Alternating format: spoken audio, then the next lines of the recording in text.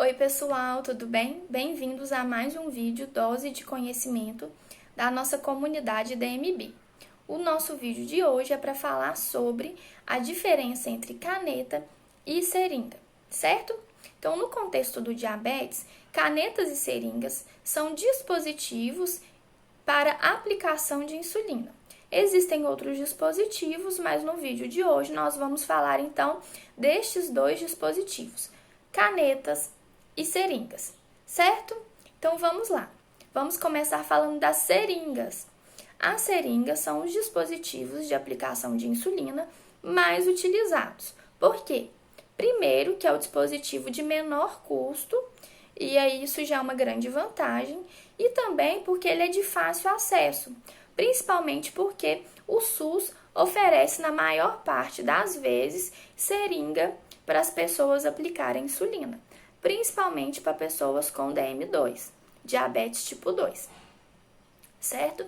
Então, isso já são vantagens em relação às seringas. E aí, quando a gente pensa nos tipos de seringas que tem, nós destacamos dois tipos, né? Seringas com agulha fixa, que é aquela seringa que dentro da embalagem vem a seringa com a agulha já presa na seringa, certo? E temos seringas que tem agulha removível, que é aquela seringa que vem sozinha na embalagem e aí a gente recebe a agulha para conectar na seringa e fazer a aplicação. Em relação às seringas com agulha fixa, o que a gente tem hoje em dia? A gente tem 3 tamanhos. E esses tamanhos eles são de acordo com a forma que a gente contabiliza as insulinas, que é através das unidades. Então, nós temos o tamanho 30 unidades, 50 unidades e 100 unidades. Quais que são as diferenças dentre esses tamanhos? O tamanho 30 unidades, ele vem ali no corpo da seringa marcado de meio em meia unidade. Isso vai permitir com que a pessoa consiga aspirar unidades ímpares e unidades fracionadas.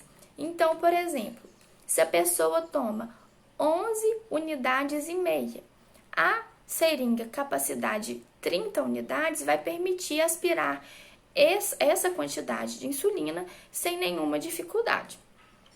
Nós também temos a seringa com capacidade 50 unidades. Diferente da seringa de capacidade 30, ela só vem em unidades de uma em uma. Então, ela não permite que a pessoa aspire unidades fracionadas, mas permite que a pessoa aspire unidades ímpares. E nós temos também a seringa com capacidade de 100 unidades. Já no corpo ali da seringa, ela vem marcado 2 em 2 unidades. Isso já é um dificultador, porque ela vai permitir que a pessoa apenas aspire, números pares de doses de insulina. Então, vai conseguir 2, 4, 6, 8 e assim por diante. E aí, isso já é um ônus, desse tipo de seringa com capacidade de 100 unidades. Além disso, nós temos a seringa, como eu disse, que é a seringa com agulha removível. A seringa com agulha removível, ela só vem no tamanho de 100 unidades. E aí ela vai apresentar as mesmas características da seringa com agulha fixa de 100 unidades. Vai vir, informado ali no corpo da seringa de 2 em 2, então não vai permitir que as pessoas aspirem números pares ou fracionados de doses de insulina. Além do mais, a seringa com agulha removível, ela tem um que a gente chama de espaço residual, que é um espacinho ali no corpo da seringa que vai fazer com que a gente desperdice insulina, porque na hora de aspirar, ela vai ter um espacinho a mais que vai fazer com que a gente tenha que aspirar ali para completar a seringa até a unidade que a pessoa deseja. Ela não vai fazer com que a pessoa tome insulina a mais, mas ela vai fazer com que essa insulina que fica ali nesse espacinho, chamado espaço residual, seja desperdiçada, certo?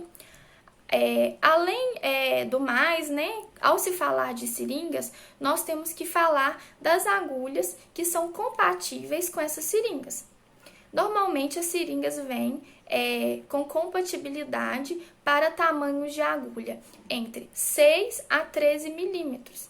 E aí, quando a gente vai comparar com as canetas, a gente observa que as agulhas das seringas, elas são mais grossas e mais compridas do que as agulhas das canetas.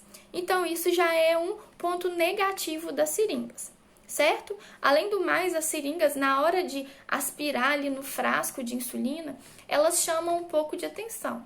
Para pessoas que gostam de ser discretas em relação ao seu diagnóstico do diabetes, acaba se sentindo desconfortável a ter que ficar aspirando a insulina em locais públicos. E aí isso vai contribuir para não adesão à insulinoterapia. Então, era mais ou menos isso que eu tinha para falar de seringa. E aí agora a gente vai falar um pouquinho sobre as canetas. As canetas também são dispositivos de aplicação de insulina e é um dispositivo muito útil, porque não vai exigir com que a pessoa tenha que aspirar então ali do frasco de insulina, como a seringa, porque o frasquinho de insulina, o que a gente chama de refil, já está dentro da caneta. Então, a pessoa só tem que marcar ali a dosagem na caneta, conforme a marca, indica, e aí administrar a dose que é recomendada para o horário e conforme a prescrição de cada pessoa. Então, esse dispositivo ele é muito popular justamente por isso, porque ele chama menos a atenção, ele é muito prático e ele é muito fácil de transportar e manusear. Uma vez que a caneta já está com insulina, que ela já está com a quantidade de insulina e que já está marcada ali a dose, a pessoa faz a higienização e aplica ali de uma maneira bem discreta, certo? As canetas também, elas também se dividem em dois tipos, carregável e descartável.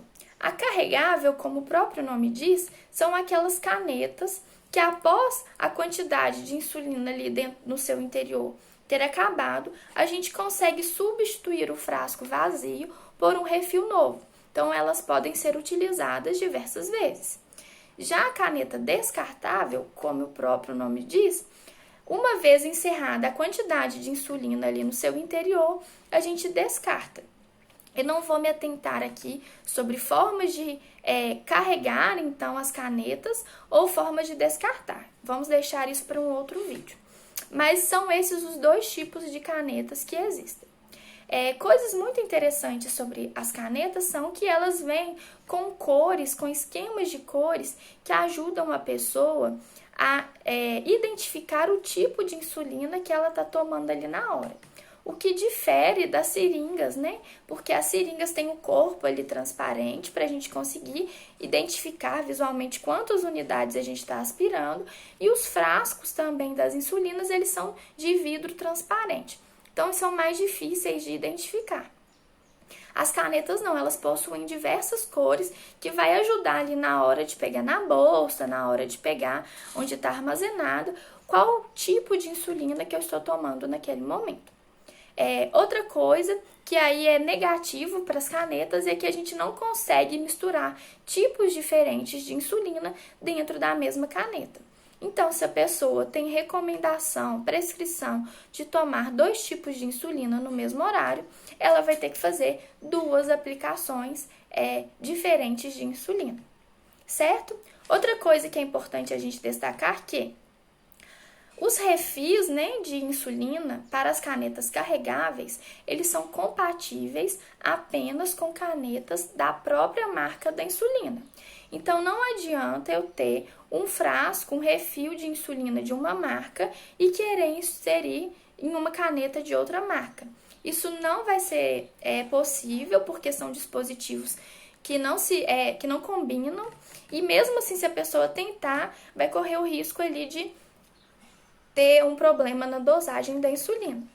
E aí, agora, um benefício da caneta, na verdade, outro benefício da caneta é que elas possuem agulhas menores quando comparadas com as seringas.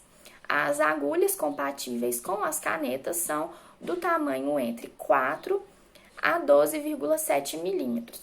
E além de serem menores, elas também possuem comprimento menor. Então, elas possuem tanto a espessura menor quanto o comprimento menor. Certo?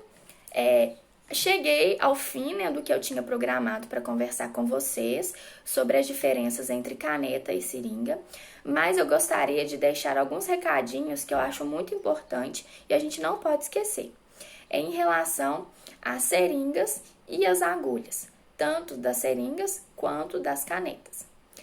Agulhas e seringas, pessoal, são de uso único. Então, o ideal é que usou ali no momento de aplicação, essas agulhas devem ser descartadas e as seringas também, independente se é agulha fixa ou removível. O que a gente sabe é que, na realidade, isso não acontece. Devido ao alto custo do tratamento para o diabetes ou da falta de insumos fornecidos pelo SUS, as pessoas elas reutilizam as seringas e as agulhas. Então, pensando nisso, algumas organizações estudaram até que quantidade seria aceitável para a reutilização de seringas e de agulhas e que seja sem risco para a pessoa. E aí, o que verificou-se, né?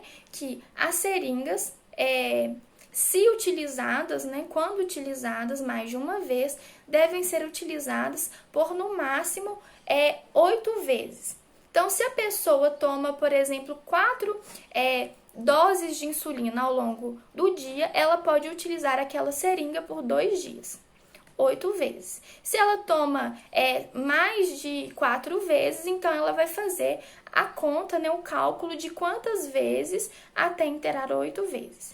Isso é para evitar o risco de infecções, para evitar contaminação e alguma lipohipedistrofia ou algum problema na aplicação da insulina.